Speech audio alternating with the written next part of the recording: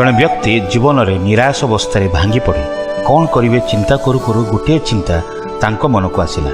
ସେ ଭାବିଲେ ମୁଁ ମୋ ପରିବାର, କାର୍ଯ୍ୟ, ସମ୍ପର୍କ, ସମ୍ପତ୍ତି ଓ ସବୁ କିଛି ଛାଡ଼ି ଜଙ୍ଗଲକୁ ଚାଲିଯିବି। ସେ ସବୁ ଛାଡ଼ି ଜଙ୍ଗଲକୁ ଚାଲିଗଲେ। ଜଙ୍ଗଲରେ ବସିଛନ୍ତି ଗୋଟିଏ ରବ ଶୁଣିଲେ।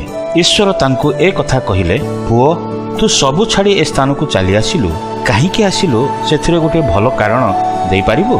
ତା ପ୍ରତ୍ୟୁତ୍ତରେ ସେ ଲୋକଟି କହିଲା, ପ୍ରଭୁ, ଆପଣ ଗୋଟିଏ କାରଣ କହିପାରିବେ କି ମୁଁ କାହିଁକି ଆସିନଥାନ୍ତି? ଈଶ୍ୱର ତାଙ୍କୁ କହିଲେ, ତୁମ ଚତୁର୍ଦିଗକୁ ଦେଖ, ଗଛ, ପତ୍ର, ଫୁଲ, ଫଳ କିପରି ସୁନ୍ଦର ଭାବରେ ବଢ଼ିଛି। ଏଇ ଉଚ୍ଚ ବାଉଁଶ ଗଛକୁ ଦେଖିପାରୁଛ? ଏ ସବୁ ଗୋଟିଏ ଦିନରେ ବଡ଼ ହୋଇଯାଇ ନାହିଁ।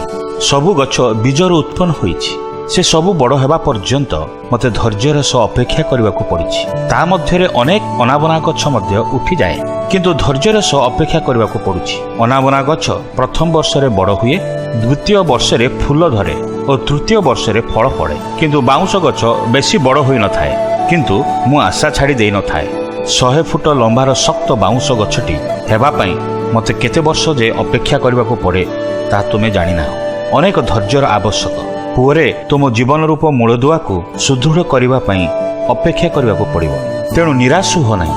ଜୀବନର ଦୌଡ଼ରେ ହାର ମାନନ୍ତୁ ନାହିଁ। ଝଡ଼ଝଞ୍ଜା ମଧ୍ୟରେ ନିଜକୁ ସୁଦୃଢ଼ କରନ୍ତୁ।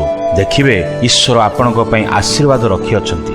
ଆପଣ ଈଶ୍ୱରଙ୍କୁ ଏ କଥା କୁହନ୍ତୁ ନାହିଁ ଆପଣଙ୍କ ସମସ୍ୟା କେତେ ବଡ଼, କିନ୍ତୁ ଆପଣଙ୍କ ସମସ୍ୟାକୁ କୁହନ୍ତୁ ଆପଣଙ୍କ ଈଶ୍ୱର କେତେ ବଡ଼ ଅଟନ୍ତି। ଈଶ୍ୱର ବାଇବଲରେ ଏ କଥା କହନ୍ତି, ହେ ମୋର ଭାଇମାନେ, ତୁମେମାନେ ଯେତେବେଳେ ନାନା ପ୍ରକାର ପରୀକ୍ଷାରେ ପରୀକ୍ଷିତ ହୁଅ, ସେତେବେଳେ ତାହା ବିଶେଷ ଆନନ୍ଦର ବିଷୟ ବୋଲି ମନେ କର। ପରୀକ୍ଷା ସିଦ୍ଧ ବିଶ୍ୱାସ ଯେ ସହିଷ୍ଣୁତା ଉତ୍ପନ୍ନ କରେ, ଏହା ତ ଜାଣିଅଛ।